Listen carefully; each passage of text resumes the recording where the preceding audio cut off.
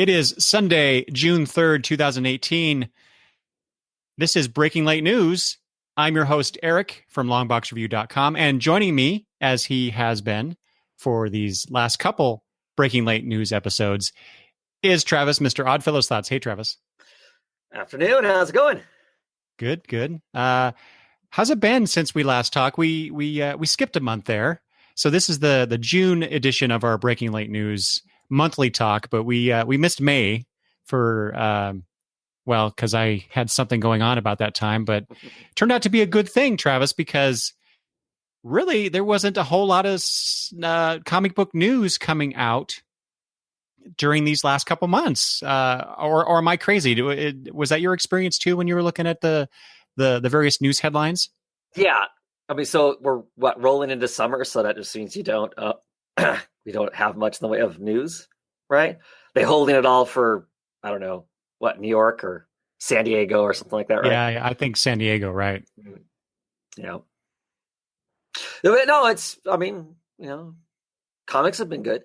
So comics are almost always good to me, though. So as far as that goes, but yeah. You know what's weird is I'm usually, because I get my comics every 2 weeks, and I'm caught up, and usually I'm always running up against the 2 weeks, every 2 weeks that I get new comics.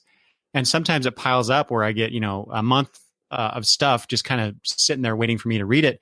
But I don't know if it's because May had 5 weeks in it or what, because I have read all my comics and I'm waiting for my shipment, which comes next week. Nice.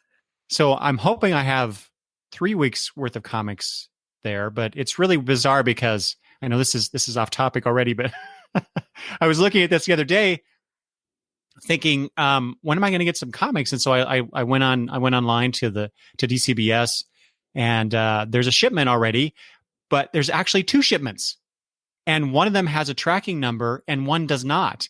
And the one that does not is the one that has comics from 3 weeks ago. Have you ever encountered that with them?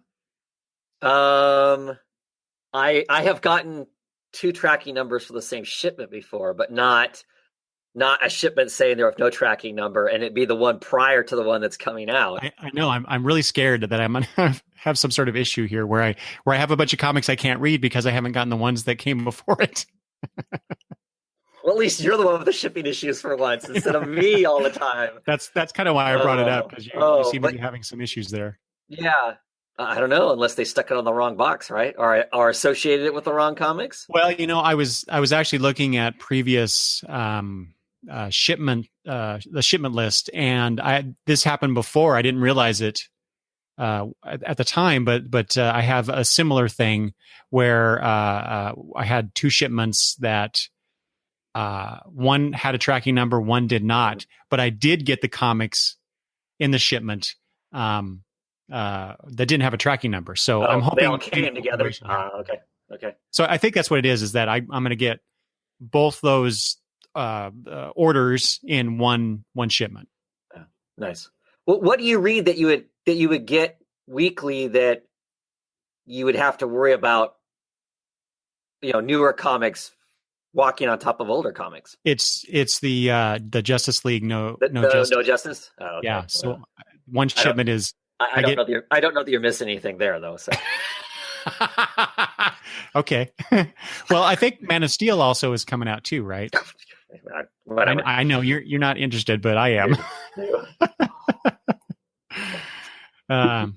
Just to let people know, so we are recording as usual. Travis and I are recording on Google Hangouts on YouTube here, and there's a live chat going on. So we will be perusing that and responding to those kinds of things there, just to let the audio only listeners know what's going on here.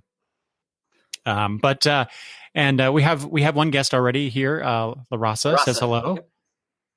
Yeah, no roundtable, Travis. What's going on with that? Well, yeah, this week no roundtable.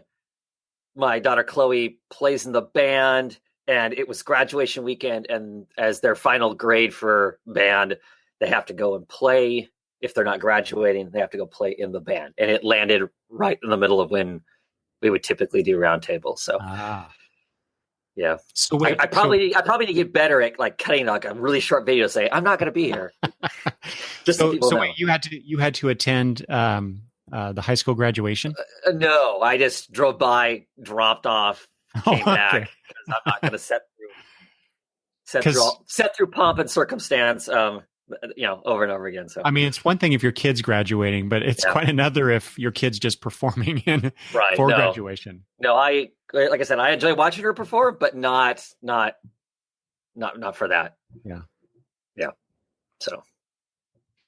Hey, Travis, just to pile on against you, Carlos here says, hey, Man of Steel #1 was a great read.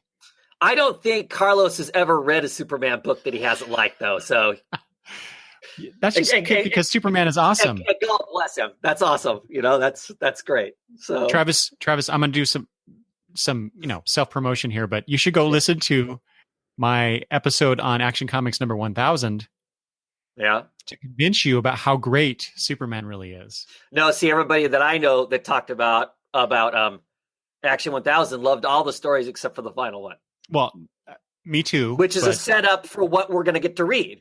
So I am so looking forward to getting my first issue of Superman, so I can like completely lose it and then drop the book. So, but I did order it. I know I'm going to dislike it already, but I did order it. So you're going to dislike it already. Oh, okay. Yeah. Okay. Just from all the other little bits and pieces and whatnot that I've caught, it's not going to be. It's a good thing we are very long-term friends here. Fighting words. Anyway. Hey, Jack says, hey, Jens, this is one of my favorite shows. Glad to see you back. Well, thank you. Thank you so much. That really means a lot. Okay, so Travis, should we get into some news? Let's. Okay. Anything to get away from Superman. So. Okay. I don't know that. I don't think we have any Superman news in here, actually. No. So looking over my list here. Okay, so first up, and so this is roughly in order in time. I might have gotten some things messed up there, but as I encounter things, as Travis encounters things, we make a list. Google Docs is great for that. So like I said, this is roughly in order. But the first thing on my list, Travis, and the reason it caught my eye is because it is about the great, the fantastic, the wonderful comic book called Injection by Warren Ellis, Declan Shalvey, and Jordi Belair. So I know you don't like to talk a lot about multimedia stuff, Travis, but Injection has been optioned for television. Yeah. Well, you can't not talk about multimedia anymore. Because, I mean, it just seems like every independent comic book I read is being opted somewhere, it seems like. That's true. That's true. But what do you think about Injection being? I mean, that is such a weird and surreal, bizarre story. I'm having a hard time imagining how they could do it justice. Well, right. Well, does the audience have the patience? That's my first thought. Because granted, they're these smaller stories that have their own quirkiness in amongst themselves. But that whole what Injection is, this, it takes a while, at least in the comic book. I don't, and who knows how they do that for television. It takes a while in the comic book to even begin to get a sense of what the actual bad guy is in it, right? So yeah, I don't know. I don't know how you do that. I mean, you could do it. I just don't know what the audience is for it. Because I don't know how big the audience is for that wonderful book anyway. I mean, I love the book. It's my kind of, that kind of weird stuff is my jam. I can read that kind of stuff all day long. Oh yeah. So I just don't know, so it'll be interesting. And I'll rant a bunch about this, I guess. My big thing is as soon as it seems to me like as soon as a comic book gets even opted, not even actually a real television show yet, because opting ultimately means nothing. Right. True. That just means that there's somebody who supposedly is, interested potentially in what the possibility of this being a show is. There's lots of stuff gets opted and we never see it, or it makes it a pilot and we never see it, before it actually gets, somebody bought shows. But it just seems like the comic books suddenly come to a stop. I mean, Injection's kind of at a stop right now anyway. I don't know where they're at in doing more issues. All those creators are busy doing other stuff. So I don't know, how far along is Warren writing scripts for it, versus the artists, actually doing the work amongst the other work they're doing that pays the bills, kind of a thing. I'll watch it if it makes it to. I'll be checking it out. But I hate the fact that it seems like every time something gets opted, it kills the comic. It just suddenly quits. They quit making the comic while they wait for a TV show to happen or something. Or they suddenly decide, it feels to me like they did this with Kill or Be Killed. Oh, we're going to make this into a movie or a TV show. We better help them finish it so then they can actually do it or something. I don't know. To me, it just feels like every time these things get opted, it wrecks the books. is my take on it. So I wish they would quit. Other than, I'm excited for the creators because it would be great for them to be able to make bank, if it actually makes it to, television or movie or whatever, and they get some cut of royalties, especially these independent books like this where they have all the rights. That's awesome, because then they're making money for work they're not doing anymore, right? The assumption would be is that they're getting either whatever kind of deal they make, whether it's a one-time payment or they get paid, over time based on it too. So they're more comfortable. So then they don't have to take the, freelance gigs if they don't want to. They can stick with doing more interesting creator-owned stuff. So I see that there is a potential for it to be a boom for me as a comic book reader. Long term, maybe. If it makes it to that. Like I said, though, so many stories get shut down. Well, see, so one of my questions to you, Travis, was have you ever looked forward to any comic book properties that you like being adapted to TV or film? No. Just because it ruins the comic. Well, I'm trying to think of one that I can't think of one I've enjoyed, but the really interesting ones I haven't gotten produced yet, though. I don't think. Like, name one that's not like a DC or a Marvel show. See, I can't think of any. Don't put me on the spot like that. Right. See, because there aren't really any. So I guess I'll find out with these creator-owned stuff. I'll find out, sooner or later, kind of thing.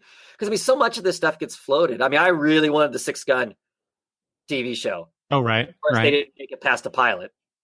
Because that wasn't Lazarus also being worked on? Lazarus is being worked on. Yeah. I think that's legitimately going to.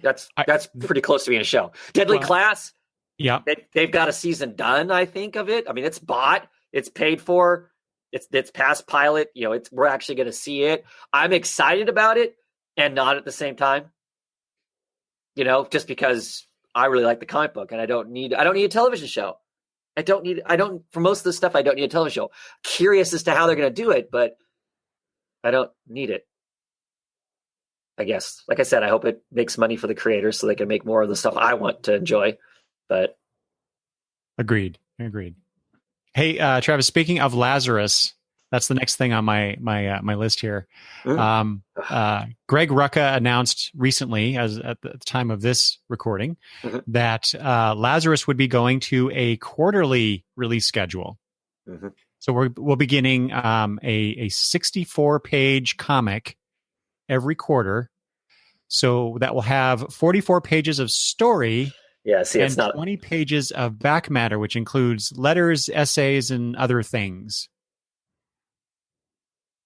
What's the price point? I'm irritated by this. I love Lazarus. I get the idea of going quarterly. It's going to be easier on the creators and that whatnot. I love reading Headlopper. It's a quarterly book, but it's all comic. It's all comic from cover to back. It is all comic. This isn't going to be all comic. This is only going to be 44 pages of comic book every quarter. So that's 2 comic books basically every quarter. So it's less story in the same expanse of time, and then a bunch of back matter, which I enjoy the back matter in my monthly comics. But 22 pages, I can guarantee you I won't read it. I'll peruse it, and if something really catches my eye, I'll read it. Otherwise, that's going to be dead pages that I'm not reading probably. Mm-hmm. Okay. And so I'm not. If it was 64 pages of comic books, I'd be all excited.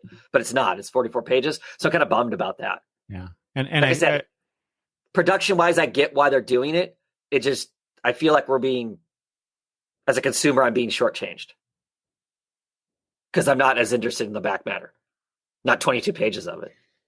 Okay, so to answer your question, I listened to Greg Rucka on, I believe it was an off-panel episode. So if people want to have more details about the situation, especially from the horse's mouth, go listen to off-panel that interview.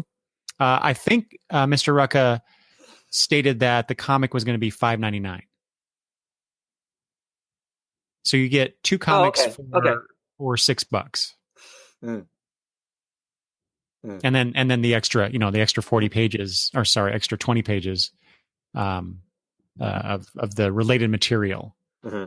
So you're right. Within a quarter, we're getting less story potentially. I mean, if you Right. factor in the delay, not delays, the breaks that they take on occasion, I don't know what it averages out to be, but we're not getting a monthly an issue every month right now. So I agree. We'll be getting less story, as you said.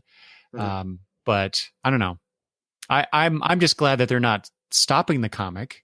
Right. So I'll take a quarterly Lazarus if that's what I can get. Yeah, I'm not, by no means am I implying I'm not going to get it and I'm not going to enjoy what I get, because it's an excellent. I mean, I'm so engrossed in that book. To me, it's a shame that it can't come out every month. Know, right? But I totally get it. I mean, they took this big break because Lark was just getting burnt, out, and I thought they did a pretty good way of doing that by kind of running this miniseries with somebody else on art duties, so we're still getting a taste of the world before we jump back into the actual story and whatnot. But it still feels like there is a lot of story to tell in that book for it to be on a slow slide to not. Mm-hmm. So yeah, I mean, I'm not horribly upset. I don't know. It feels like less than a quarterly book, though, especially when I've got, like I said, I read another book, Headlopper, which comes out quarterly, which is 60 pages of. I was going to ask you, it's 60 some pages? Yeah. How much do they charge for that?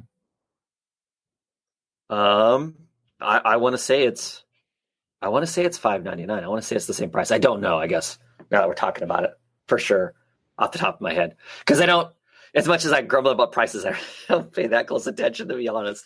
So I get what I want and don't what I don't want is what it ultimately comes down to, regardless of the price tag.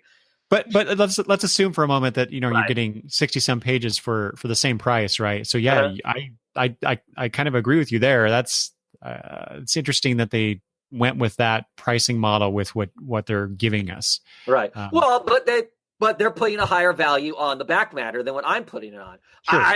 I mean, I do not want 10 pages of letter pages, for instance. Oh no. Letter pages are interesting. Some.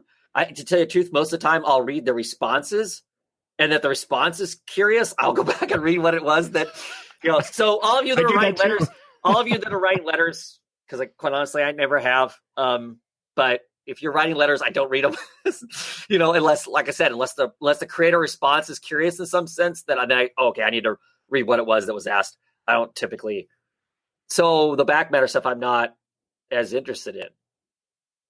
Like I said, I like some of that stuff, some of the world building stuff that's there, but to some degree, I want the world building in the comic, not, secondary reading material. The source books that they've put out, those are interesting, but not really high on my list of things to read. I mean, they get set on the shelf for quite a while before I get to them. I was just going to ask you about that, because I have two source books over here in my to read pile. Yeah. I really enjoyed the first one, and I ordered the others, and that's what I was wondering, or that's where I was going with this, was I assume we're going to get the equivalent of source book material in this back matter, so that we don't have to have a source book. I could be wrong about that, because I think I remember in the interview Rucka saying something about there are more source books coming, but I wasn't sure. I was kind of getting confused, because they were, at the same time they were talking about all of this, he was also talking about the role play game that they're coming out with, based in the Lazarus world. Mm-hmm. Yeah, I guess we'll see when it comes out. I don't know. Happy the book's still coming out. Disappointed when I read the details of exactly how that's going to happen. So. Mm-hmm. Well, here's something else, Travis. Let's transition to something else you might be disappointed in. I don't know. I threw this on here because I wanted to see your reaction. So I saw that Hellboy is coming back at Playboy. Yeah. Are you going to be reading that, Travis? No. I won't be reading it for the articles. No. I mean, isn't that all that it is now? I have no idea. Is it? I don't know. I guess it's got comics in it now, so maybe I have to pay closer attention. I guess. So it's a 6-page story. If you would have asked me about this when it was first released, you would have gotten to hear me really, truly rant about it and whatnot. I still find it extremely irritating. I'm hoping at some point it shows up someplace else. What's the purpose? What's the purpose of them putting it in there? Aren't they working on a new Hellboy movie? Aren't they rebooting that franchise? Yeah. The sheriff from Stranger Things is playing Hellboy.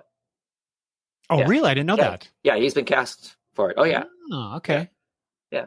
I'm looking forward to it. I mean, I'll be curious to see somebody besides Del Toro, because Del Toro has such a visual vision of stuff beyond the characters themselves. I mean, because the characters to some degree are set in stone, obviously based on the comic book, but the rest of the environment is kind of open for interpretation and whatnot. So I'm curious to see somebody else how they embrace all that and whatnot. But no, I'm just curious because clearly there's a segment of comic book readers who are not going to be able to technically purchase or read that because they're not of age.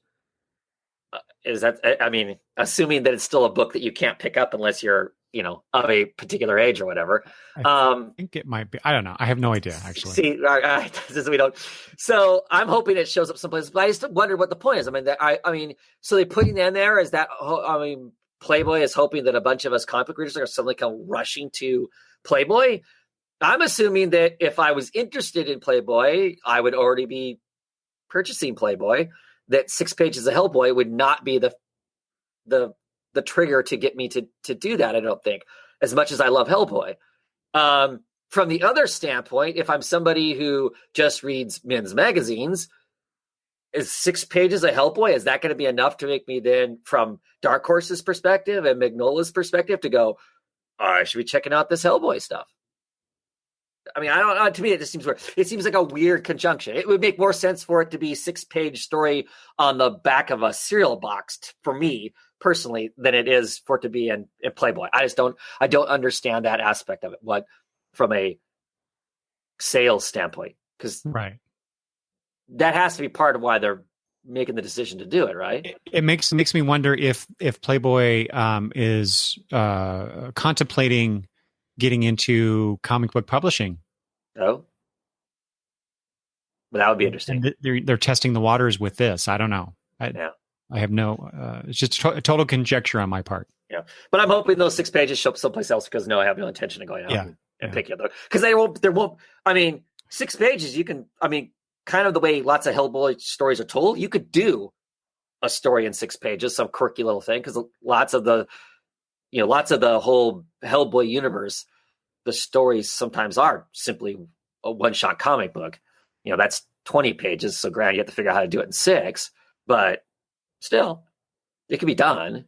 Like I said, I just hope it shows up someplace else at some point. So I don't know. Maybe a future free comic book day.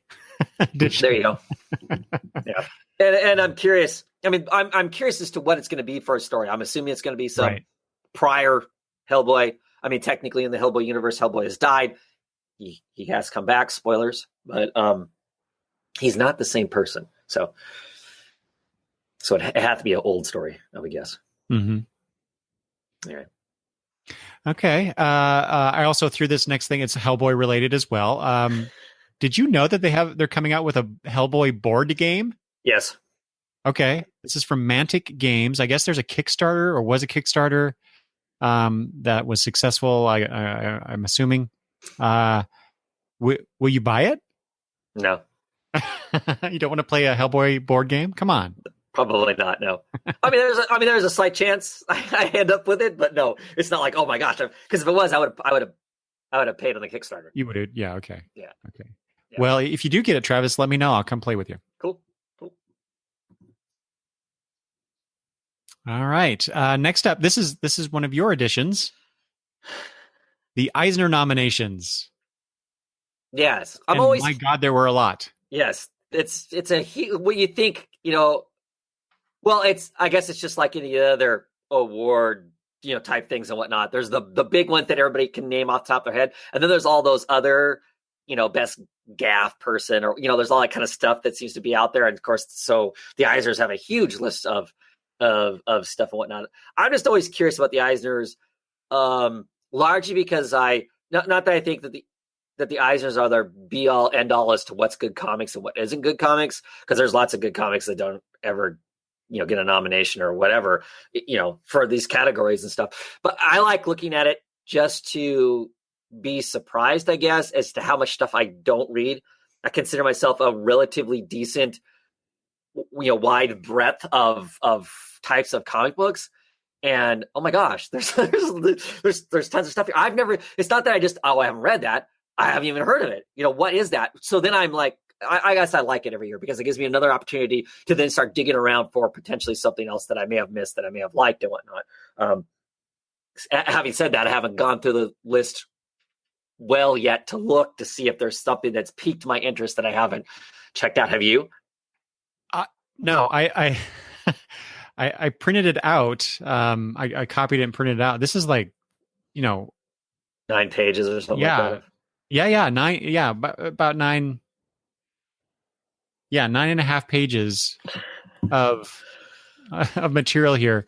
So yeah, there's like you, it's just, there's a lot of stuff on here I've never heard of, or, like if, what I tend to do on these kind of lists is go through and I will pick my choice, who I think should win that particular category. And unfortunately, a lot of the stuff where I would do that, I may not have read everything in those categories. Right. I may have only read that one thing that I, chose.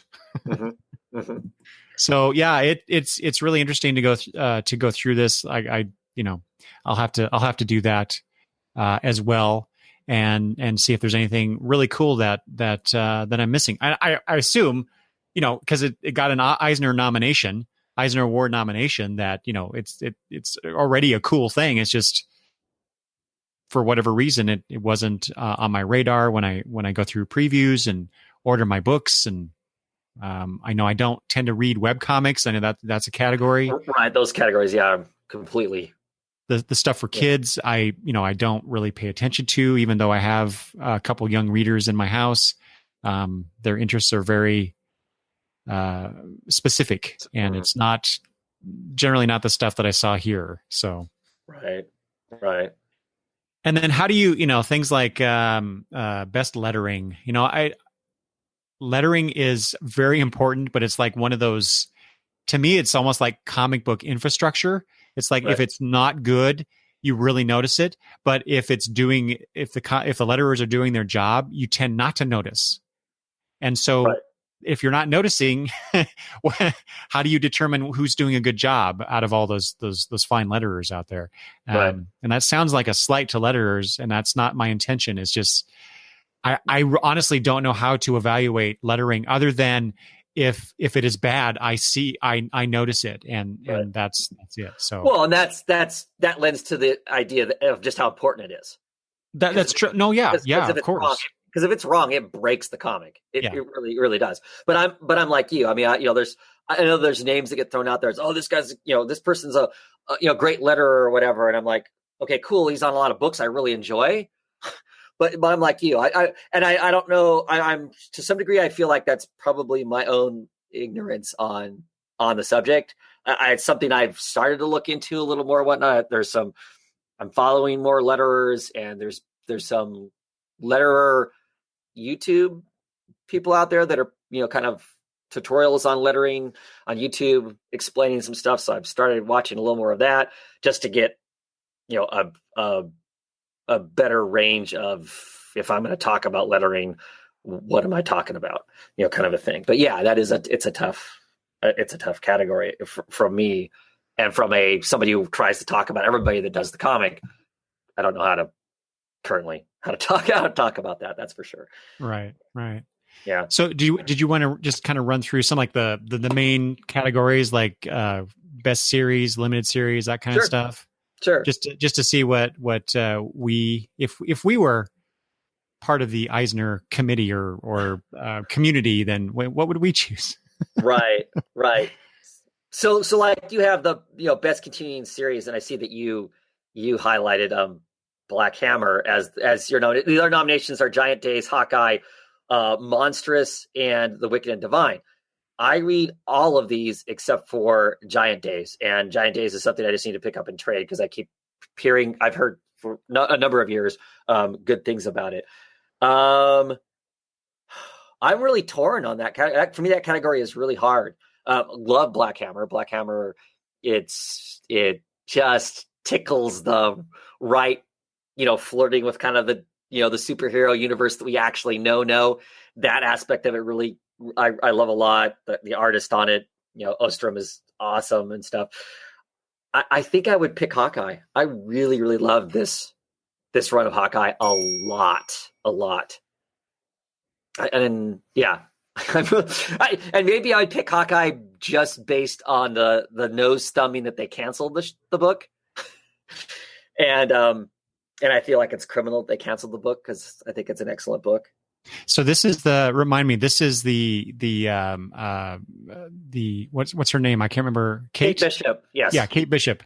That's it's her. That's the story focuses on her, right? Yes, she moved to LA and is trying to be a detective, which does not go real well for her. It has elements of the Fraction Aja Hawkeye run in that kind of, you know, that era of kind of like, you know, Columbo or who's some of the other, those old detective shows from the, you know, 70s and early 80s. So it has like, you know, they get beat up all the time. You know, they bumble. Rockford, yes, they bumble into stuff.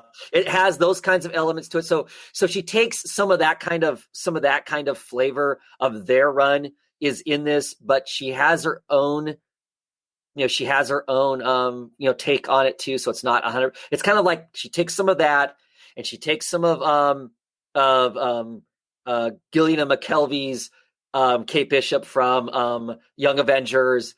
And then it kind of adds her own elements to it as far as how she addresses the character. You know, she is in LA. She has to deal with her father, her dead mother, and you know, and she has kind of a new cast of people that she gets around her, friends that help her out and whatnot. Drawing a blank on the artist. Romero does most of the art in it. Kelly Thompson in that book anyway has this excellent comedic timing.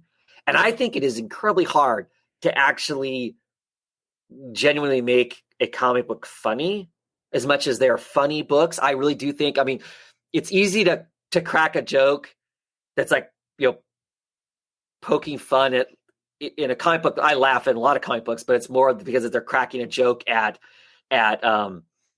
you know, the structure of what a comic book is, or you know, making fun of somebody in a comic book. I always laugh if you pick on Hal Jordan, you know, those kinds of things. So but no, just in general, her comedic timing is really, really good, and it's really well mixed with the action sequences that the artist draws. He can draw these incredible splash pages of this whole dynamic of stuff going on that just is really good, and I really like it. I like it a lot. So that's a book that I heard was pretty good, and I actually didn't know that you were reading it. Mm-hmm. And so now, based on your mini review there, I'm definitely going to be picking up. I was planning on it anyway because I really enjoyed, in many ways, more than Hawkeye in the Hawkeye series. I preferred Kate Bishop's stories. Yes. in that series. So it has that same flavor. So yeah, definitely. Then I'll be picking up the trades once I can get to those. I like you said, I chose Black Hammer. While I have not read Giant Days, I have the first trade waiting to be read, and I've read the first trade of Monstrous. So really, it came down to Black Hammer and Wicked and Divine, and like you, Black Hammer just tickles all those comic book funny bones that I like. So, best limited series. So Travis and I actually had talked about some of these things before we started broadcasting, but so he asked me about this particular one. So best limited series, we have Black Panther, The World of Wakanda, which I have not read, Extremity, which I have not read, The Flintstones, Mr. Miracle, both of which I've read, and X-Men Grand Design, which I have not read. But I chose The Flintstones anyway. Yeah. And Travis had asked me why that one as opposed to Mr. Miracle, right? Yep. And so it was because The Flintstones was such a surprise. It was such a good comic. Not that Mr. Miracle is not. I'm thoroughly enjoying King and Garrett's book, but The Flintstones is just, it's like, I totally dismissed it. And I talked about this on my favorites of 2017 episode. I totally dismissed it when I saw the announcement for this particular book. And then I just kept hearing people. I think you were one of them, Travis, about how good it really is. And so I finally picked up the trades, and the hype was right. The hype was real. Yes. It is excellent. It would actually be my pick for this too. I hum and haw between those because I'm really enjoying Mr. Miracle. It feels like Mr. Miracle needs the nomination next year when it's complete. Yeah. So we talked about this. So what is it? I mean, shouldn't the body of work, especially a limited series, right? Shouldn't it be completed before you evaluate it for some sort of award? Yeah. Even though most of the issues came out, I think more than half probably landed in what would be considered the prior years. I mean, in the year of the nomination. But yeah, that'd be my thought as to why are we, why would you nominate something that's, I mean, technically you could get nominated next year, can't it? Again? I don't know. That's a good question. Maybe the majority of the issues have to be out in the given year. I don't know. I don't know the particulars of the Eisner Awards, but I don't know. It seems odd that you would nominate something with that. It'd be like nominating a movie for an Academy Award, but only watching 40 minutes of it. Right. Or, an hour or whatever, but certainly not watching the whole thing. Yeah. You don't get the resolution. You don't get the full experience. So why, other than the obvious answer is it's that good that it deserves a nomination, even though it hasn't ended. Okay, I guess. Yeah. I know.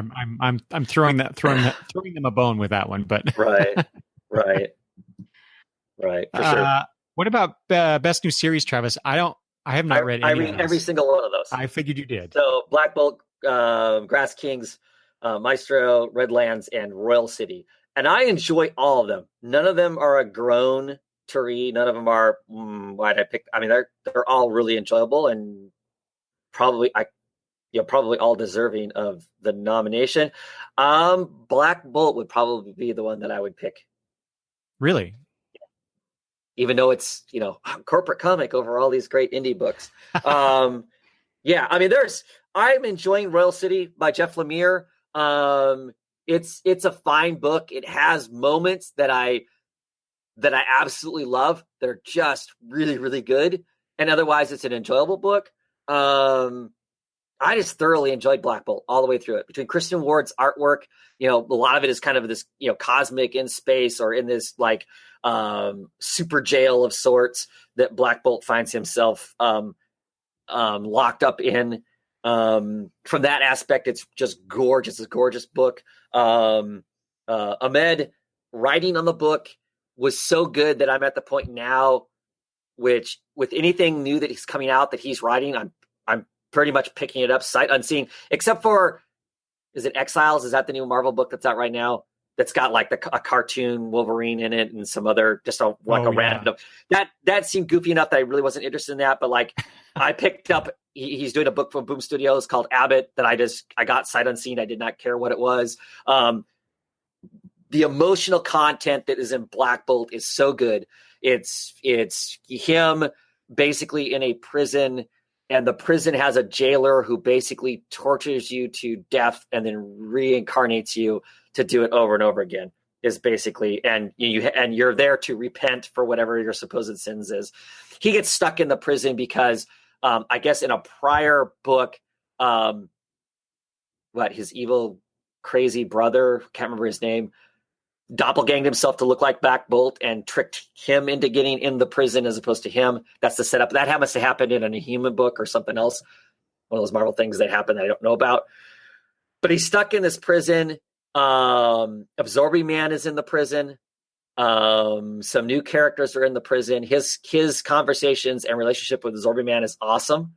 Because Absorbing Man is kind of like the old guy who's lived prison life before and is trying to tell him, this is how you're going to get along, and this is how you're not going to get along, kind of a thing. They end up with a small telepathic child called Blinky, who's kind of like he adopts basically as being his child. So it's got this whole kind of father-daughterish kind of stuff going on that is really, really cool in it. And they break out of prison for the first 6 issues, and then the second half is them going back to Earth. And I don't want to spoil anything because it's an awesome book, but they have to go back to Earth. There's some funerals they have to attend to, and some other exciting stuff and whatnot. But I just really liked it. It was really, It was really a deep comic for what I was. I mean, I like Black Bolt as a character, and so I just thought it was going to be a big, bash up, crash up kind of thing. But it had a lot more emotional content than what. Yeah, based on the solicitation for that book, I don't know how long it's been out now, but that is not what I got from that book. So based on your description, Travis, I may have to either borrow your issues or pick up a trade because that sounds really cool. Yeah, like I said, it was really good. And it's done. It ended a couple months ago. It was 12 issues. They had a story they wanted to tell. They had a story they wanted to tell, and they were done. And Marvel decided not to, get somebody else to go on with it, the book in any way. But no, I really liked it. Surprisingly, like I said, it was something I was going to pick up because I liked the character, and I was excited for the artist with Christian Ward being on the art, and then was really shocked at how well the story really was. So cool. So Travis, I'm gonna skip some of these categories. Right. So if you want to go back to them, just let me know. Just jump in. But you had mentioned earlier about how. Or what was it with Hawkeye about the humor, right? And so best humor publication. Again, I've only read 2 of the 5 of these things, but I wanted to contrast my choice of best limited series here because The Flintstones is one of the nominations here for best humor publication. But I chose Batman Elmer Fudd Special by Tom King and Lee Weeks and Byron Vaughn. How is that funny? I thought it was hilarious. Did you? I just thought it was such an excellent story. That's one of those books. The Hanna-Barbera stuff, quite honestly, has shocked me how much of it has been. These people have taken it and been so serious about it. Just blows my mind as to how some of that stuff is. And that was a book that I hesitated whether or not I was going to order. It was going to be a waste of money, and I thought, what the hell? I'll get it, see how goofy it is and whatnot. And holy crap, that is it's so good. But I don't know. I guess I didn't see it as. I mean, it's funny, but not at the same time because it's so. Yeah, it's a very serious, very serious noir. Yeah, it's very noirish, I'll say. Yeah. But I don't know. I was chuckling through a lot of it just mostly because of the dialogue. Yeah. Elmer Fudd's dialogue. For some reason, I blanked on his name. Yeah. I thought it was just a lot of fun. The Flintstones has some humor in it too, but it was so, I don't know. It was very subtle and so wrapped up in the political commentary that is that book, which is why I loved that book. Well, the humor there is all sarcasm. Yeah. Sarcastic. It's a sarcastic and look at kind of like society currently. I feel like so. Yeah. Yeah. Going back to the idea of, looking at this list to find things that might interest you that are outside of your wheelhouse or you would never have heard of. Just looking through this just now, Travis, as we were talking, the best anthology, just by the titles alone, A Castle in England. I always gravitate towards things, you put castle in England in a sentence and I'm going to perk up for some reason. That's just how I am. But the one below that, Elements Fire, a comic anthology by creators of color from Beyond Press. That deserves an examination at the very least. Mm-hmm. Mm-hmm. And there's a bunch of things here I'm going to skip unless you want to talk about them. Yeah, it's okay. We have the international publications, international stuff. It's like I have never heard of these things. I guess so. Then I get down to best writer, because that's these categories: the best writer, best artist. Those are easy ones to just kind of throw out there. Right. So out of Tom King, Matt Kent, Jeff Lemire, Marjorie Liu, and Mark Russell, who would you pick as best writer? Boy.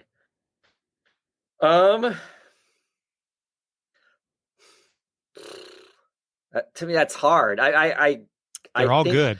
Right. I think Tom King. I'm torn on the Flintstones, though. Mark Russell and the Flintstones. But at the same time, that's one piece of work versus a larger body of work from Tom King. So if I'm going based on that, I'm going to go Tom King. Yeah, me too. Yeah.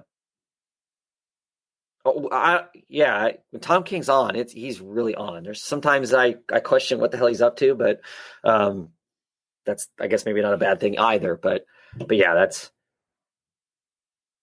I think it'd be Tom King. I enjoy all the work from all those creators. But yeah. Are you familiar with any of the writers/artists that are listed for that category? I own Moby Dick, because of course it's Moby Dick, and I'm a crazy Moby Dick fan. So I own that. I own that by I can't say his name. I think it's French. Chabot? Chabot? Right. I don't know. So, I shouldn't even try that. Yeah, I don't.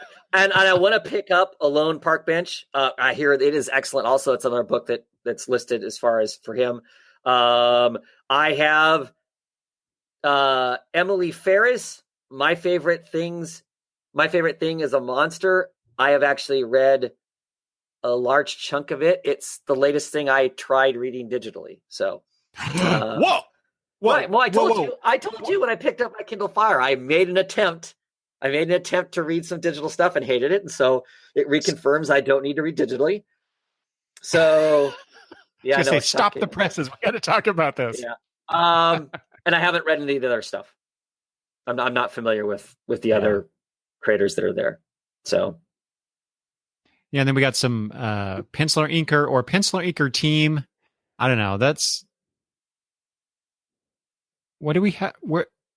Where's the team? All I see is one name per item here. This is a weird category to me. Yeah. Penciler inker or penciler inker. I guess it's or. So I guess right. So there just isn't anybody that qualified as a team. Yeah, I guess.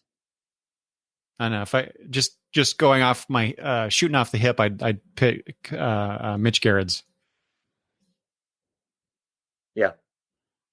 Let's go down to best coloring, Travis, because you had some thoughts about that. Right. So best coloring kind of stirred at least a chunk of the Twitter internet that I follow in, because I follow quite a few colorists and whatnot. And there were some people who were pretty upset because of the category best coloring, and all except for one creator in the list is a person who colors their own work. So they do the entire thing. They pencil it, ink it, color it. They do the entire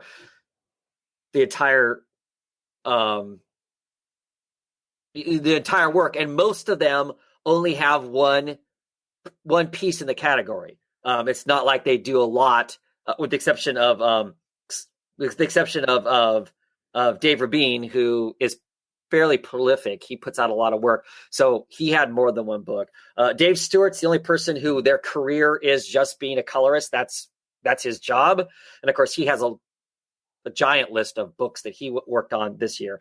Everybody else that's on the book, the Mitch Jards, Emily Ferris, Ed Prisker, and Rosemary Valero O'Connor, all just did a single book and they color their own work. And the issue is, are they colorists? Should there be a second category? First and foremost, should there be a second category? One for coloring. So whatever the best colored book is, that person wins. And then a person, who colored stuff, a best colorist category. Because there's a best cover category and a best penciler and a best, writers have a number of places that they can get kudos and pats on the back and whatnot. Colorists have one category, this best coloring. That's it. As far as them, and they color the best cover, but they don't get a kudos for best cover. That just goes to the penciler on it or whatever. Mm-hmm. My thought is, in this category, you would have to go to Dave Stewart just because he's done multiple books. He has a body of work to show that he kicks ass as a colorist versus a single book. They're just doing their one book. Just kind of my opinion on it. I think there should be two categories because there's a lot of amazing colorists that don't get mentioned at all. And I can see from a colorist standpoint, from a career standpoint, and an economical standpoint, it pays to have your name on these books that are getting awards, right? Because that puts it in every editor's head. And there's this colorist out there that wins awards. Let's get that colorist on our books. I mean, I think there's some, merit all the way around on whatnot. So I totally get why people are kind of peeved. And they're not peeved at the people who are nominated. They're peeved at the process that's involved. They're not saying that those people who colored their books didn't do a good job on coloring their books. It's just the category seems screwy. So wait, maybe you said this and I wasn't paying attention closely enough. Who's peeved? Is it the creators you're following that you're seeing this from, or is it all these other colorists are feeling shortchanged because the category was coloring this year and it got filled by people who do one book, and yes, they've taken it on as their job, but it's not their job, if that makes sense. I mean, there's some semantics in there. And to some degree, if you're not involved in the category, who cares? I get that, but at the same time, I also get their standpoint on it. I guess because there's a ton of colorists out there who are excellent colorists that names don't show up anywhere. Mm-hmm.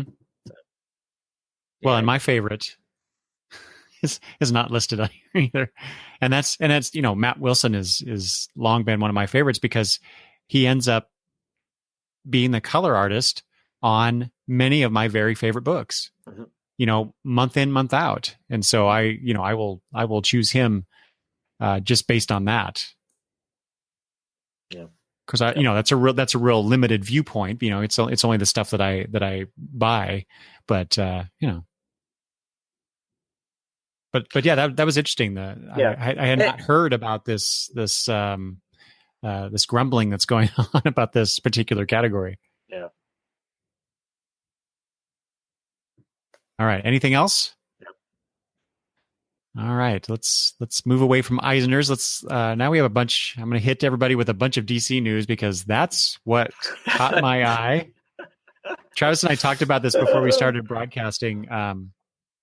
We were lamenting the fact that we didn't have any Marvel news on here. I actually did have one tiny Marvel thing, so I might as well just mention it. But I took it off because it was like, it's not really, I don't know, not really newsworthy. But but since I brought it up before I launched into a bunch of Marvel stuff or DC stuff, Marvel bought the rights to rename a stadium in Australia. Travis. Yes. So now it's going to be the Marvel Stadium, right? Stadium? Yeah. It's like, that's so weird. Why is it? Huh? Why is it weird? Why? Why would they? Well, I mean, why are all the, like in the US, all of the stadiums are some Sure, corporation you're stadium? right. You're absolutely right. I don't know. It's just weird to me that a comic book publisher The would fact that do it's in that. Australia, I think, is strange. Yes, I didn't realize that was such a market, and what's going to be played in that stadium that would reach a national audience. I mean, cricket, soccer. I mean, I'm thinking of things that clearly we in America may not consider, a global market, but I know is a global market. there. Yeah, I don't know. I don't know. Um, And on top of that, they're not only are they is the stadium getting renamed to Marvel Stadium, they're going to open up a Marvel store with this change, so people can go into this store and buy Marvel merchandise. yeah, like I said, once again, what's the? I mean, I don't, I mean, you're clearly clueless. I've not been to Australia. I want to go, but yeah, strange. I don't know. I just thought it was an odd choice. I hear comic books. I hear American comic books are super expensive in Australia. So Oh, really? Yeah. yeah. So I don't. To me, that just seems. I don't know. It seems strange. Wait. So, you know, this is off topic a little bit, but well, it's not, because I'm going to bring this back to DC here in a minute. Um, if another country is paying, so let's say, we pay $3.99 for a book, right? Another country, they pay a higher price equivalently, right? Yes. Are the digital comics also the same price? In other words, are Australians and other readers, international readers, are they paying more than we do for these books, regardless of print versus digital? Well, why wouldn't the digital be the same price as the print? That's how it is for us. Right. So I would assume it's the same, just by dent of. I don't know, but because otherwise, in those countries, you're burning the brick and mortar store even more, right? So in Canada, they're burning the brick and mortar store if digital comics aren't the same price as the. that's true. I would assume they'd have to be. Yeah. Because I know the books are a little more expensive in Canada. I know they're more expensive in England. I know they're more expensive in Australia. I know they're more expensive in New Zealand. Not, I mean, by cover price and by just getting them to you is. Well, see, that's what that's what I was wondering, because it's you're not paying for the delivery system. okay. So that's really where I was going to go with that was, Yeah. Because I know, there's a difference between the value of the dollar versus other currency in other countries, Right. but especially with Australia, I assume the shipping cost has got to be, for the printed versions, has got to be, I'm assuming, enormous. I don't know. Obviously, more than, say, the printing and shipping that goes on in North America. Right. And so it does. If the shipping cost is passed along to the cover price. Mm-hmm. So this is where I get ticked about the price of digital comics, and I understand the whole, you can't undercut the distributors, the comic shops and whatnot, Mm-hmm. but part of the cost of a comic book is the paper and the printing and all that stuff that you don't have Mm-hmm. for the digital version, and it really bugs me. That's why I haven't delved more into getting more books that way. So, but anyway, we'll come back to that in a minute. But so anyway, so Marvel's doing some weird thing. Anyway, so let's move on. DC, some DC news, a bunch of DC news. First of all, DC announced a while back now their new streaming service. It's called DC Universe. Mm-hmm. And we already knew that they were going to do a new season of Young Justice. It's called Young Justice Outsiders, and also a live action Titans series. More recently, we found out, Travis, and this, I actually had messaged Travis directly about this when I heard the news. Spinning out of already, they haven't even premiered this, but they're already spinning out a series from Titans. It's the Doom Patrol. Yes. And Travis is a huge Doom Patrol fan. And the reason it's spinning out is because people are more interested in Doom Patrol than they are in the Titans. Okay. I'll call it now. Dude, it's the truth, man. Sometimes the truth hurts. I swear to God, I'm going to mute you. Yeah, because we had heard that in an episode that, because this is a live action. The reason this really is freaky is it's a live action show. Yeah. And so we had heard, Jeff Johnson floated a while ago the cover, the title to an episode that he was writing or whatever, and it said in there what the cast was, and the cast was Doom Patrol, and I was just like, seriously, they're going to be an episode of this, and I'm thinking, oh my God, I may have to break down and get this because I don't want all these digital streaming services. It annoys the hell out of me. Put them on the stuff I already have because I don't want to pay for another one. I don't want to have to keep track of all of them. So at any rate. So I was hedging. Plus, of course, getting that final season of Young Justice, which is an excellent cartoon. Mm-hmm. Was excited by all that and everything, and then and I'm like, nope, I was going to stand my ground. I'm not getting it. Then they announced they're going to do their own show at some point. Okay, I'm in. I'm going to get it. I'm going to get it, but I'm going to wait. I'm going to wait until they're all out, and then I'm going to get it and just binge the hell out of the whole thing. Yeah. So. That's what I plan to do too. Additionally, they're doing a Swamp Thing series. I don't know if that's live action or if it's animated. Yeah, I'm not sure either. And then I've heard an animated Harley Quinn series, which depending on what version?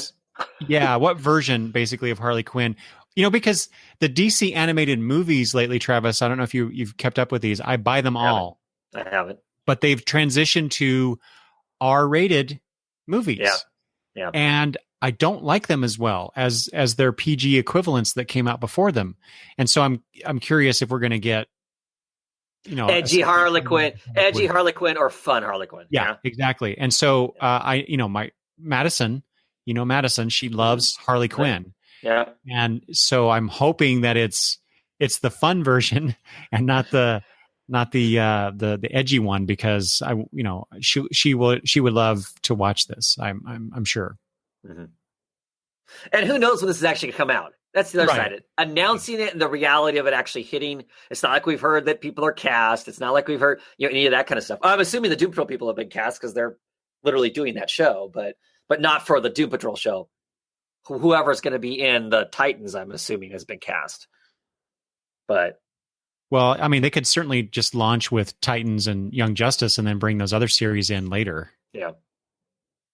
And then the other thing I had not heard, but conversations I had seen on Twitter regarding DC Universe, a lot of DC fans were saying that if the DC Universe streaming service included their digital comics, like Marvel Unlimited or Comixology Unlimited type situation, then it would totally be worth it to pay, whatever the monthly price would be for this service. So you not only get all this original content based on the properties that we've already discussed, but then you also have access to DC's digital catalog. Would that entice you to continue the service, Travis? No. Not even so. All those old DC comics that you'll never find all the consecutive issues and stuff. That doesn't interest you to be able to read all those Silver Age comics? If I could physically get my hands on a copy, sure, but not digitally. Mm-mm. Still not doing it. Okay. All right. I'm going to keep hammering away at you. That's cool. Okay. So the next thing on the blotter here is this caught my eye, Travis. I thought it was interesting that they're doing this. I'm surprised that other companies haven't done this, or maybe they have and I'm just not aware of it because I'm not a variant cover fiend. Or that they took this long to do it. Yeah, exactly. So DC's variant covers will basically feature more art on the cover, and they're going to minimize the title dress so that you get more of the art on the cover as opposed to the title at the top. And for the people watching in watching the broadcast, I have some cover replications here in the background. So you could look and so I'm looking at the Detective Comics one. This is from I think it's from the late 70s, early 80s, Travis. I can't place that one right now. Yeah. I can't see the number. It's too far away, but right. I mean, that title dress just takes up like a good quarter of that cover. It right? does, but that's back in the day when they actually made cover art specifically for what was going on. Right. And that's a good cover.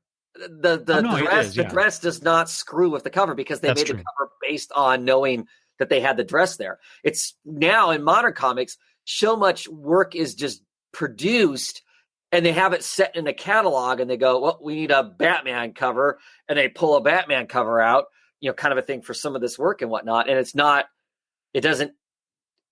taking that stuff into consideration. What I think I'm excited for this because I'm not a big variant cover fan, but now I may start, because they don't cost any difference with DC. I may start getting the variant covers as opposed to the regular cover, just because it is kind of cool to have this giant piece of art with minimal, thing on it telling me what issue it is. The barcode and all that kind of stuff is all tucked very neatly away in very, very small corners and stuff.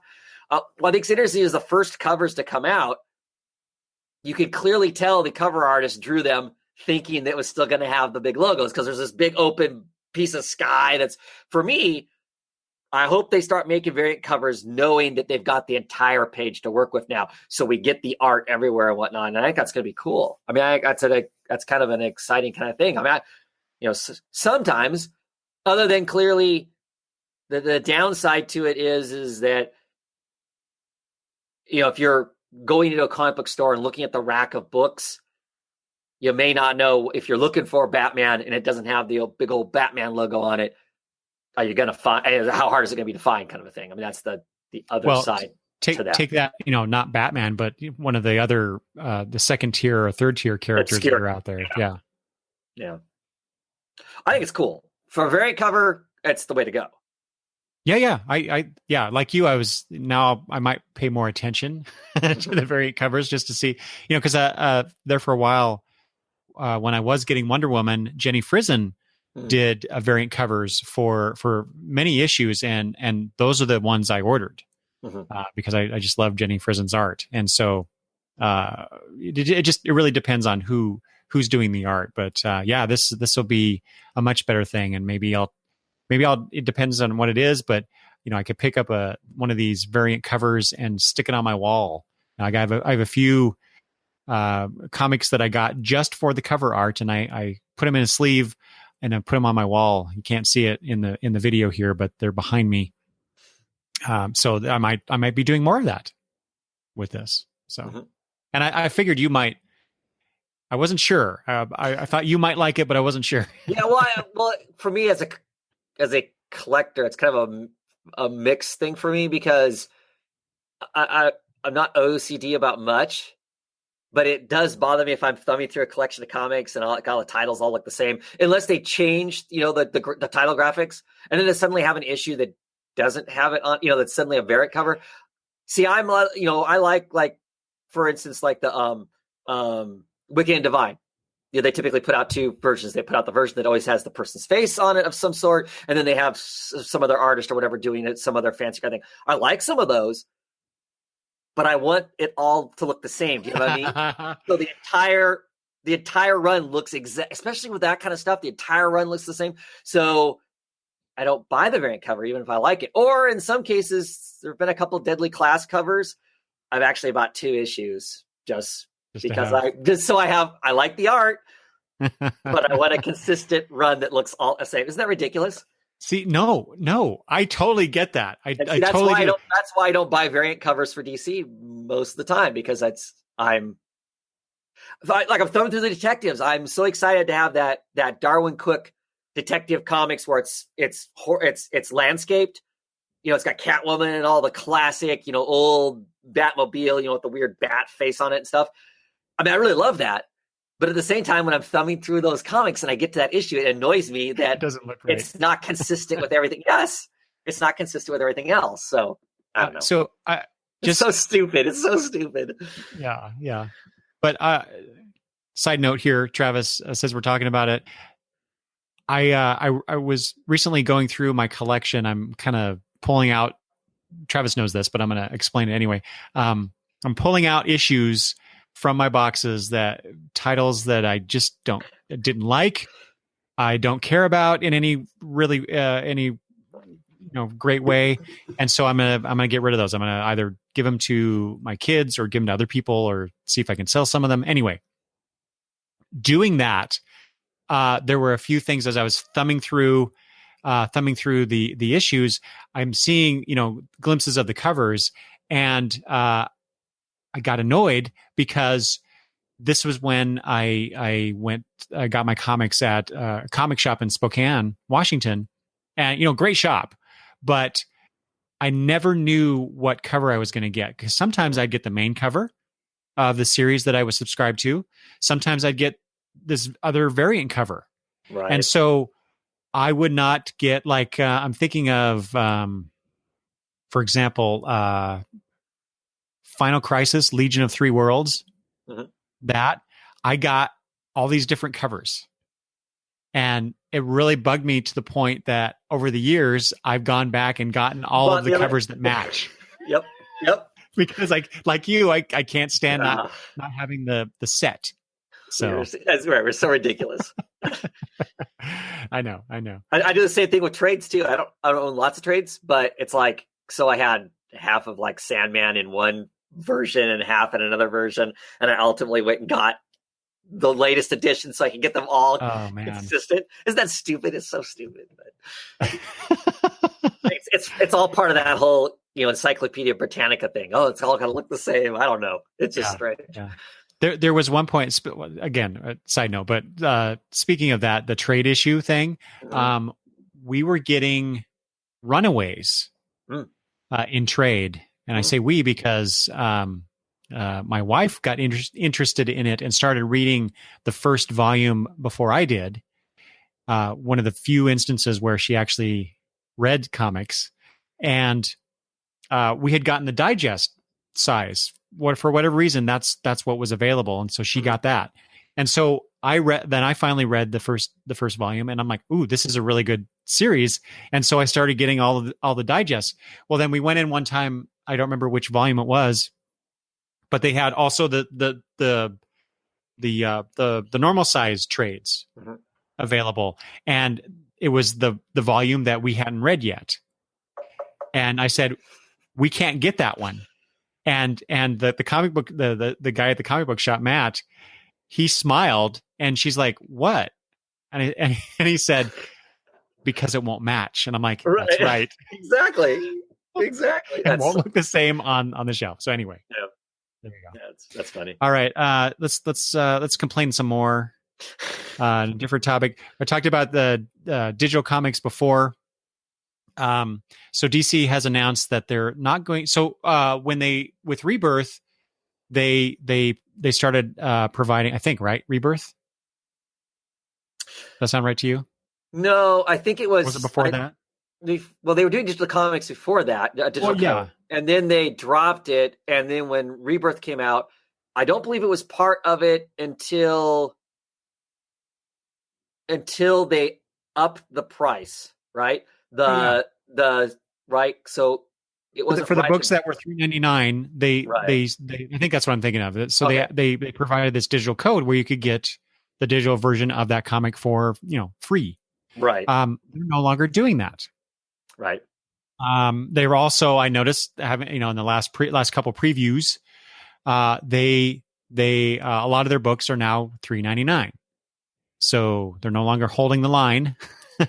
Yeah, from that. I mean, that was like years ago that they had that like 7 years ago now. Yeah, I know. But I know people were complaining about that. But I fully expected them to go to $3.99 for a while now. They just finally have pulled the trigger. Right.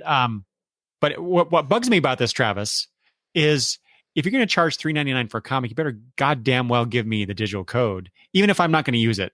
I totally disagree with this decision on their part. Really?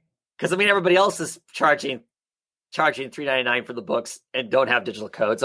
Marvel pulled all of theirs. I think they went back to it. Yeah, they pulled all of theirs, and then they went back to it after, because when Marvel pulled theirs, DC went, well, we're going to start offering them, and then they went back to offering them. Okay, I guess I don't. Yeah, I don't. A little bit of gamesmanship going on there, I think, to some degree, kind of a thing. All right. And I think that's why DC started offering them, because Marvel was basically that's right. saying I do remember this now, but I don't really. I very rarely grab the digital codes just because I don't know. I've not cracked one open on any of my books that I've.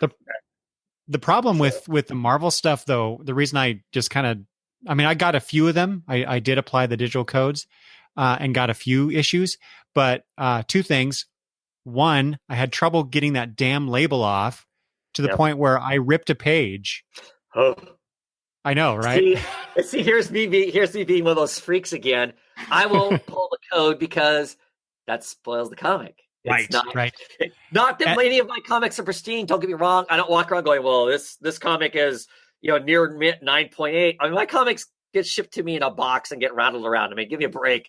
I know they're not. And I read them, and at least one other person in my house reads them. There's no way my comic book survives being anyway. But it's like buying an old comic and finding all the coupons cut out of it or whatever. Oh, to me, I hate that. It's kind of the same sort of a thing. It's like, it's not a pure comic book. I don't know. Right. It's so That's stupid. right.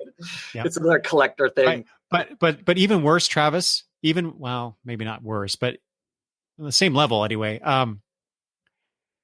Sometimes when I tried to apply the code, Marvel's service didn't work, and I didn't get the comic, which ticked me off. And so I just stopped. I just forget it. I haven't even tried the DC ones, so I don't know how good that is. But anyway, like I say, I think they should do it. Damien's here in the chat. He mentions I'm thinking they see no one is using the codes, and that is a distinct possibility. But then people complain when they're not there. Yes, exactly. Damn it! I want the code. I don't care if I'm not using it. It's the principle of the matter. Just like, it's just if you're going to charge $3.99, give us a little something extra for it. I mean, I will say this: that digital code is cool when you're talking to somebody else. You're talking to somebody else about a comic, and they're interested or whatever, or they missed it, or that you're trying to convince them it's a good comic, or whatever. That is a way to share your comic with them, because me and you are about a 45-minute drive away from each other, and I'm happy to loan you comics because I trust I'm going to get them back at some point. But I'm not going to mail comics that I want to keep off to anybody else that I talk comic books with in hopes that they get mailed back to me, kind of a thing. So this is a way to do that. You know what I mean? To kind of They are cool in that sense. I have cracked some Marvel ones to do that with people that I know ended up not missed something that I got or whatever. Oh, that's a really good idea. And I have shared them that way, and that does take away. I know other people, some of the people that are in the chat today, for instance, who have done that. So that is cool in that sense. So, yeah. In fact, David says I always use the code so he could read at work. That's a great idea. Sure. Yeah. Dang it! I should be going through and acquiring all those codes now for all these comics that I've gotten over the last year or so from DC. Yeah. Anyway, that's my rant for the episode. Okay, so next topic is yours, Travis. Yes, the end of Young Animals. They announced that Young Animals is done for now with a Nebulous, could come back at some point. Of course, we still have Doom Patrol's not ending. It's massively delayed beyond belief. It's delayed. But all the other ongoing books, even though they've changed titles, but they are continued on, so Mother Panic and Kate Carson. What else am I thinking of? Shade. Shade are all ending at issue 6. So the Milk Wars came along, and then after that, there's 6 issues. They had 12 issues before Milk Wars. Milk Wars, the big crossover event with the Justice League, and then they get 6 issues after that, and they're done. All the creators are claiming that this is a planned sort of a thing, and they knew it all the time, and this is where their stories were going to end. I don't know that I believe that. I think that's a good company line, because it feels like the case of Mother Panic, that there's a lot of nuance that needs to be dealt with. That's just there's no way. There's no way they could do that. And I don't know. I'm bummed that they're not continuing to. I like, with the exception of Bug, I have liked everything that's come out of the Young Animal stuff, just because it's a little bit quirkier, a little bit more off to one side, kind of a fun sort of a thing. So I don't know. It seems unfortunate and strange to me. Yeah. And I feel like they're saying Doom Patrol's not done.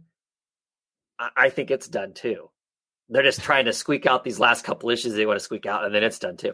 But they say it was a pop-up imprint. That's what it's always been, is a pop-up imprint, like a pop-up restaurant. It's there for a period of time, and then it's gone, and then it could pop back up again, at some other point or whatnot. So now it frustrates. And then I look at I look at the history, and it irritates me that basically they gutted, blew up, and robbed everything out of Vertigo, editors, everything. They took everything away from Vertigo. All the editors that were working hard on Vertigo stuff moved to help make Young Animal successful. I don't think it was Way necessarily. It was those other editors. It was Shelley Bond, putting in the time to make sure that was going to be successful, to curate the other creators, to get that whole group of people together. Then they, like I said, they gutted Vertigo to make this kind of subsidiary of Vertigo, because most of those books to me have a Vertigo feel to them, other than they're using proper DC imprints, which of course they took away from Vertigo during the New 52. And then I don't know. So now there's nothing to Vertigo kind of a thing, and this imprint's gone. So yeah, isn't there's nothing in Vertigo, right? I'm reading some miniseries. There's some creator-driven miniseries there. There's Motherlands is coming out right now, which feels kind of like just a Vertigo book. It's got Cy Spurrier doing it. There's also Deathbed, but that's a Williamson's book, and Williams is under contract with DC. So I think Vertigo kind of is if you're somebody under contract with DC, but you want to write an independent book, you can get away with writing it under Vertigo. And otherwise, it's nothing except for what we're going to talk about in a little bit. There's nothing to it. Everything has been gone. Right. Yeah. Everything's gone. So, I don't know. That part of it feels unfortunate, too, that this pop-up imprint kind of, it feels like it screwed things up for some other people that I really like, editors and stuff like that. I don't know. Well, there's another pop-up imprint coming too, right? The Black Label? No, Bendis is, yes. Bendis is, which I saw in the latest previews that, the latest one that I have. No, it was the advanced solicitations. They have New Scarlet and something else. Can't remember the name of it now, but so yeah, when they first announced Young Animals, I was really curious. So this is Gerard Way's pop-up imprint. So who else will they get? What other named individuals that would possibly draw people in to buy DC Comics under this banner would it be? And so I don't know. I don't know if it's working out like they intended, or I don't know. Just it always seemed like a weird thing to do. But yeah, I like you. I'm sad to see things kind of cooling off or stopping for now. Let's see here. There was a comment here about this. LaRosa says it seems to be a waste with Young Animal. They should have just stayed with the Vertigo line as the main thing. And that was kind of how I thought about it. Yeah. But, you could still be Vertigo, but, Gerard Way is curating some Vertigo books. I don't know. It was, just to me, it's a lot of just marketing speak with this, but yeah. But saying that, I really have enjoyed the Young Animal books. I mean, I'm happy that it existed in that sense. So, yeah. Travis, do you know who's in charge of Vertigo? Mark Doyle is the head editor, and Mark Doyle was the head editor of the Bat Family stuff, and him and Jamie Rich, who was kind of editing most of the Young Animal stuff and whatnot, he took over when Shelley Bond when they let Shelley Bond go, he took over. They have kind of swapped roles, and I think they swapped roles because Jamie has a closer working relationship with King and Giles, I think, is why that happened. But I don't know that for sure. And Doyle used to be, most of his career, he edited Vertigo stuff.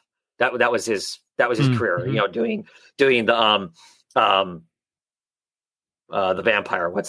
What's Snyder's vampire book? American Vampire, Scalped. That's the era that he comes out of, and a lot of his stuff and whatnot. So he's gone back to be in charge of that line of stuff. Yeah. Hey, Damien says, calling it a pop-up imprint. So going away is built into the concept, and so maybe DC was being really smart about it by doing that. Yeah. Not folding it into the Vertigo line. Yeah. I mean, I get it in some sense, and it is a relatively smart marketing as far as that goes, and I 100%, way probably boosted sales on the books initially just because of the excitement around all that and whatnot. Mm-hmm. And calling it a pop-up is smart because then you shut it down. It's not like it sucks and that's why it got shut down. Right. It's just we're done. We can shut it down as opposed to it being an embarrassment. It was planned. Yeah. Right. Right. Yeah. All right. So the end of Young Animals for now. But there's also, I saw, Travis, I just saw this and I want to throw it on here for you. Hellblazer, the series is ending again. So oh yeah? That was not the reaction I expected. It has not been good. Oh, really? I was dropping it. I quit. So I think I will miss the final issue of it because I had dropped it because it's not been enjoyable. Okay. They continue as a whole to treat the title wrong. They want to treat it as a proper DC book in the DC universe. Huntress is running around with him right now. They want to treat it as a proper DC book in the DC universe, and it does not work. The art that's on it right now is bright and 4-color superhero style type artwork. It's all wrong. And that's not just me looking at it nostalgic wise and going, oh, I remember the good old days of when it was good. Kind of a thing. It does not have the right flavor to it. It flirted with having the right flavor to it back during the New 52 when it was called Constantine, and Ty and the Fourth and Ming Doyle and Riley Rosmo were on the book. It flirted with being it then. It kind of had it. It was attempting to capture what had been before. And I'm not saying the book can't move forward. It's just the way they're moving it forward isn't the right kind of a thing. So I'm not unhappy that it's gone. I completely agree with why it's gone.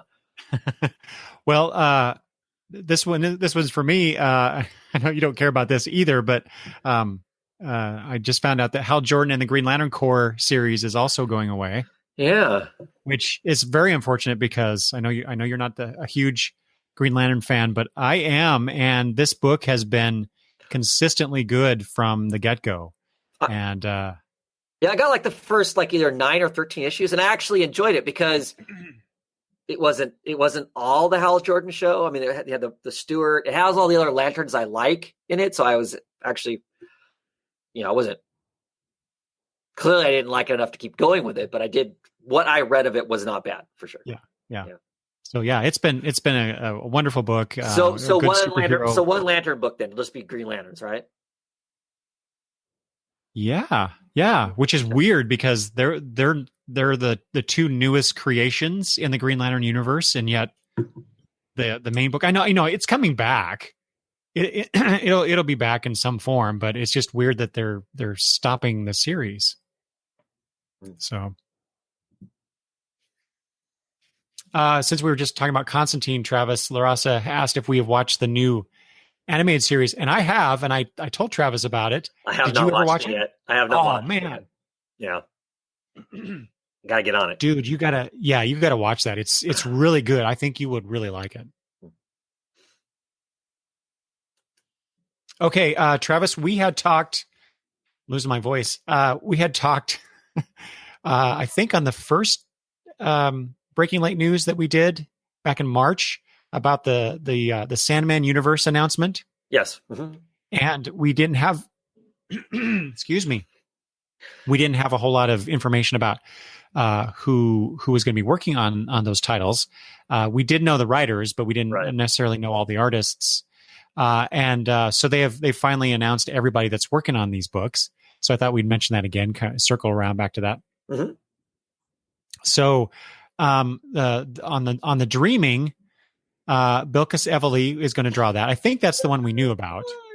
Well, she was doing the art for, because they're going to release a book about the Sandman universe, right? And then they're going to get into the nitty gritty of all the books, I believe, is how it's going to be done.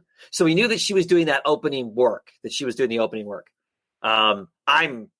I'm super excited about it. I love her artwork. I mean, she's as far as newish people that have suddenly shown up that just blow my mind with their work.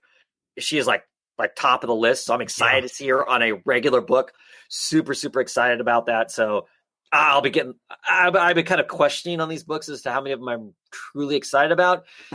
Getting the artist list makes me very excited about most of these books. I'll definitely be, I was probably gonna pick this book up anyway, but now I'm excited to be picking it up. Yeah.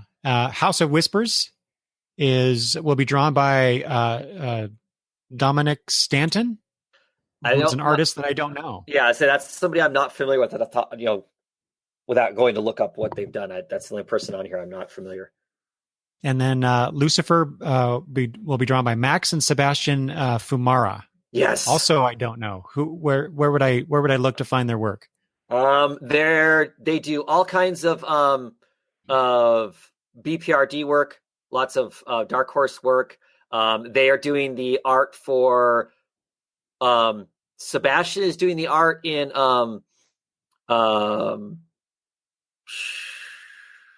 what's the latest spinoff from Black Hammer, the Doctor Star.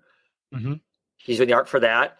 If you were collecting Superman, there's an issue that Sebastian did where they go into the Superboy and Kathy, the little friend next door, go into the swamp, the whatever misty swamp, whatever, and it's more like a horror story. That's his work.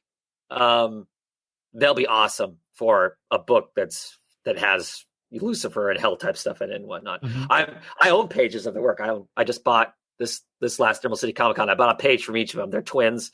They're Argentine, and I really like them. They got a really cool style. Abe Sapien, the entire Abe Sapien run is both of them. They swap duties. One arc will be one of them, and the other one will do the cover. Each of them, their art is similar to each other. So when they swap out, they're kind of like Gabriel Bra and Fabio Moon in the sense that unless you really pay attention to their art, most people wouldn't be able to tell you which brother is working on what at the time. And they're kind of the same way. So okay. And then finally, Books of Magic, which is probably the one book out of the four that I'm least interested in. Same. Which is weird because I was a huge Books of Magic fan. Art by Tom Fowler. See, that makes me want the book then. Yeah. I was not going to pick this book. This is the book up I was not going to pick up because I just don't, another boy wizard story. They don't interest me a lot, to be truthful. I was not even, I've read, but I was not superly excited by a lot of the original of the book. But with him doing the art on it, I'll pick it up. Okay. Okay, Travis, I think I had one more thing, but I think I'm going to skip it. Or I had one thing but I'm going to skip it. Let's just go to our final topic, unless there's something else that you want to throw in here. And that is, and this is very timely because Amazon /Comixology on the Friday before this recording, on June 1st, I think it was, they announced Comixology Originals, which is something that excuse me, which is something that they have done before, but with previous publishers or other publishers, I should say. But now the Comixology Originals are going to be creator-owned titles. So, and I know you're not a digital fan, but this seems like an interesting thing, push, promotion. I don't know what you call it, but so basically, there's a bunch of titles that that are already available to read digitally. If you're an Amazon Prime member, you subscribe to Kindle Unlimited or Comixology Unlimited, you can get these things. Although I will say I am an Amazon Prime member. You have to pay more to be unlimited, right? Well, that's what's weird though. Is so it said Amazon Prime 1, Kindle Unlimited 2, okay, Comixology Unlimited 3. But when I went to look at my account, or I went to see if I could get some of these books because I'm a Prime member, it said I had to either be Kindle Unlimited or Comixology Unlimited to be able to access them. So I'm a little confused by that statement. So, yes, that's wrong. Yeah, and and exactly, and given I already ranted about the price of digital comics, I'm a little irritated about that. But anyway, so I'll run down the titles here. So Savage Game, created by NFL player Ryan Khalil.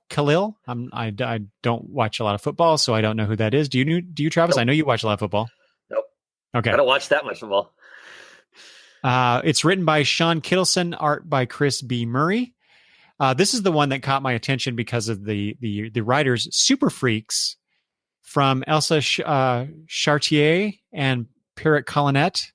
I'm totally butchering their names, but with art by Margot Saltel. And what really caught my attention, besides the writers there, is that this is a story about sidekicks who suddenly have to take care of things in that universe. So there are 5 issues available, I think. They're $2.99 a piece. Next is Elephant Man 2261, The Death of Shorty, from writer Richard Starkings. Artist Axel Medellin and Boo Cook. Interesting name. And then finally, Ask for Mercy from Starkings as well, and artist Abigail Jill Harding. I don't know what that one's about. It doesn't really describe what that is. And then finally, on the subject, the Comixology, of course, teased that they would be doing more Comixology originals with other creators. Sure. And in their second wave, they listed some people: Tyler Crook, Christian Donaldson, Alti. I should have gone through these names before I decided to read it live here. Alti Fermansaya, Sam Humphreys, Megan Kearney, Cal McDonald, Hope Nicholson, Mike Norton, Travis, M.K. Reed, Mark Sable, Tim Seeley, C. Spike Trotman, Jen Vaughn, and Magdalene Visaggio. So a good mix of creators there. Yeah. More details, they say, will be revealed at Comic-Con International in San Diego this year. Yeah. So I guess for me, my real thought is why did it take them this long? I know, right? Because Comixology, all it is doing is reselling somebody else's content. It's kind of surprising it's taken them this long to get their own content. Do you know what I mean? And they have Comixology Submit, where people can submit their stuff. So it's kind of like that. I'm not really sure what the difference is here with this newer Comixology Originals line. Other than they're paying.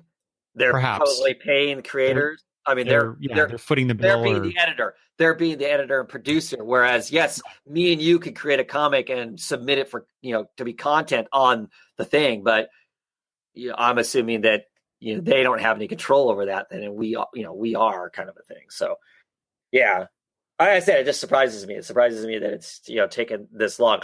I mean, as everybody knows who listens to me ever talk, I have pretty much zero interest in that, even though those are interesting creators and stuff. I will not be partaking in that content. I'm not interested. I'm not interested in the content delivery system. It does not interest me. Well, I'll probably be getting the Super Freak series just because it. Sure. Sidekicks. You're a sucker. it touches all my buttons, so to speak. Right. So, and since I can't pass up an opportunity to promote this book, Jack in the chat says, check out Danger Club from Image if you like sidekicks left alone to defend the planet. Yes, everyone should read Danger Club because it is an awesome book. I forget, Travis, have you read that? I have not. Oh, I've dude. heard you and Damien talk a lot about it. Sleepy talk about how awesome it is, but yeah. Okay. You and I are going to have to do a comic book exchange one of these days. Sure. We'll get together, have lunch, and I'll loan you Danger Club, and you could give me some other things of yours, so we could talk about them later. That's good. Damien notes everything digital will eventually come out physical in some form, like Barrier. Now, yeah, which Barrier they swore up and down. This is the only place you're going to get it is to read it digitally. That's what I thought. Yep, and then they printed that weird, right? Isn't it like a short, long, landscaped kind of a thing and whatnot? Yeah, which cool. I mean, it doesn't matter. At the same time, it also makes me somewhat bitter when you hear creators say this is never going to happen this way or whatever, and then it does. It's like, okay. It's you suckered me into going and paying for it, whatever I chose to pay, whether that was $0 or however many dollars. And I could have gotten a physical copy of it later on. Right. Which I would enjoy. Boo. It reminded me of the years and years ago, Travis. I don't know if you recall this, but DC had released the hardcover edition of a collection of Crisis on Infinite Earths. And I remember having a conversation with, I think it was Greg, our mutual friend Greg. He asked if I was going to get that, and I said no. I'm waiting for the trade paperback. And he said, and he said what I think had been announced, that they weren't doing a trade; they were only going to do the hardcover. I'm like, just wait. And of course, eventually they did come out with a trade, which I then bought. Yeah. So anyway. Yeah, Jack says, didn't Brian K. Vaughan say the same about Private Eye? Right, that's the first. That was the one that he swore we'd never see. Yeah, that's what I meant. That's what I meant, not Barrier. Barrier's the new one, but yeah, and then it came out with yes, exactly, yeah. But yeah, so I'm sure Damien's right that Barrier will eventually see print somewhere. Well, it's free comic. You can get the Barrier as a free comic. Yeah. Yep. Yeah. See, Travis. Even free, you won't indulge in digital comics. Is that right? No, I mean that's not 100% true. I'll take a look at it. I just don't. I really don't enjoy it. So I don't work to find it. Like I said, that's partially how I read the stuff that I just recently tried again when I got my Kindle. Was I had some access to some free stuff, and so I was reading it. And I don't enjoy it. I totally understand the convenience. The ability to carry thousands of comics with you wherever you go, yada yada yada. But ultimately, what's sitting on the page is more enjoyable than a digital comic. Watch everybody! He's about ready to say, "Get off my lawn." I'm about there. He's going to say it to me. This is we're reaching my limit on being able to talk about digital comics in a single day. I know, right? So, I threw a lot of that at you this time, so I apologize. That's right. I always come across as a hater. That's fine. But you're not alone. Jack says also, I'm with Travis. Can't seem to get into digital books. So, yeah. David, however, says every digital comic is mint. I don't know. It depends on what your reader looks like. Well, wait. So yeah, you mentioned you had a Kindle. What size is it? It's a 10 inch. Is that? Yeah, I need the 17-inch touchpad, whatever that. Right, then I can enjoy them at oversize. Mm-hmm. There's just lots of elements of what other people describe as great features about reading digitally that I do not like whatsoever. The controlled moving the panels for me. Oh, I hate that. All of that stuff. I cannot stand any of that. I want to see the whole page all at once. Yes, I read panel to panel. Page layout matters. And I don't want the stinking antichrist of digital comics to change the way page layouts are made. So they dumb page layouts down so it can feed into a digital reader one panel at a time. And so it wrecks. You can turn that off. I understand that. But if people start drawing the comic based on the fact I know a digital reader is going to be reading this, so I need to be careful and lay the panels in a particular way that turn it into a slow-moving film reel as opposed to designing a comic book page, because a page is what I'm looking at, I am going to be pissed. And for years I have been saying it, and I'm going to keep saying it. And the day I hear, my favorite creators go, I'm dumbing these pages down so they look better digitally, I am going to completely lose my shit. Just saying. There, I'm done. No more. I'm through with the digital stuff. All right. I was going to bring up something else, but I'll spare you the misery that I'm forcing upon you this time. I apologize, Travis. It was not intentional. I didn't mean to throw all this digital talk at you, but that was just some of the news, recent news that had come out here. So, anything else in the chat that we want to touch on, Travis, before we get out of here? Because we are done with our news topics. Nope. Jay says, "Preach on, Travis." Right on. Damien says, I think the page layout fear is a fair one. Yeah, I agree with you guys. They shouldn't. I don't know. Although, no, you know what? I wasn't going to say this, but I'm going to say it anyway. Sorry, Travis.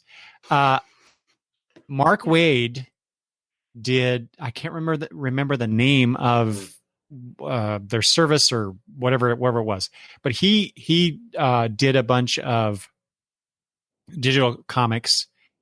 God, I can't remember the name of it. I'm hoping someone out there in the chat knows, but he did it with various artists. I think Peter Krause he did one with, but they did design their display, I'll say, for lack of a better word, specifically for reading digitally. And I thought they did an excellent job. It wasn't just, panel by panel transitions like on Comixology. It was the way that they would layer the images on the page. It was almost like animation, but not animation. But it flowed very well in some of the comics that they did put out. So if people are curious about that, I'll try to remember to put that in the show notes so people can check it out. But I don't know. I'd be interested in what you would say about this, Travis, considering your objections to digital comics the way that they are presented via Comixology. Mm-hmm. Well, I know there's some other interesting stuff that's going out there. There's some South Korean manga, I guess you call it manga, that's designed for smartphones. I mean, it's designed with that in mind. So the way the panel layout is designed, it takes that into consideration, and some of the what would be panels are designed for you to scroll. And so, I mean, that long scroll of scene stuff is actually, I mean, they've specifically designed it for that in mind. And some of that looks interesting as far as for a design purpose, knowing that that's how their consumers are reading the book is based on that and stuff. So when you start that scroll, that action of you doing that is part of the art, and it makes sense for that. So I guess I just don't want my paper comics dumbed down for digital. Something that's purely digital, going to be digital. That's what it is and whatnot. And you design it with that intent. Cool, because that's what it is. I just don't want what I am consuming dumbed down to fit the digital format and the digital way of dealing with it, I guess, is where I'm coming with that. Do you think that we might get a transitionary period where the artists are creating for print and digital, but doing different things between the two to accommodate both formats?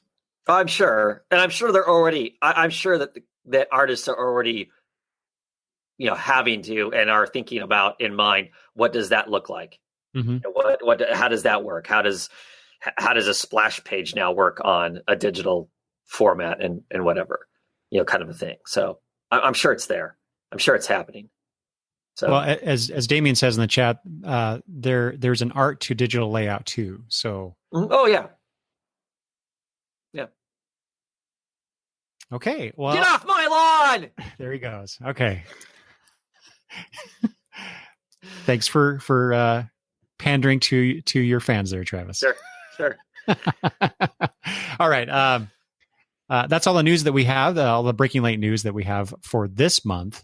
Travis, is there anything else? Any parting thoughts before we get out of here? Nope. All right. Okay, so I want to say thank you to everyone that joined us in the chat, and I appreciate the comments.